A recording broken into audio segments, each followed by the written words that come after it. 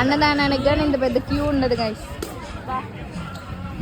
ఇది ఒకటి అనుకుంటే ఆ మూల నుంచి ఇంకొక క్యూ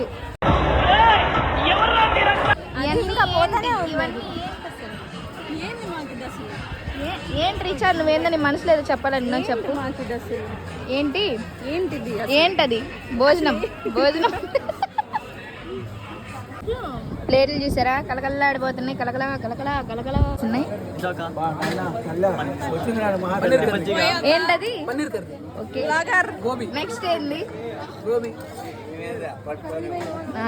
నెక్స్ట్ ఏంటి చెప్పు.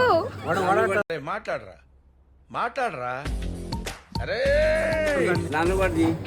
మా తాత నీ డ్రైవర్.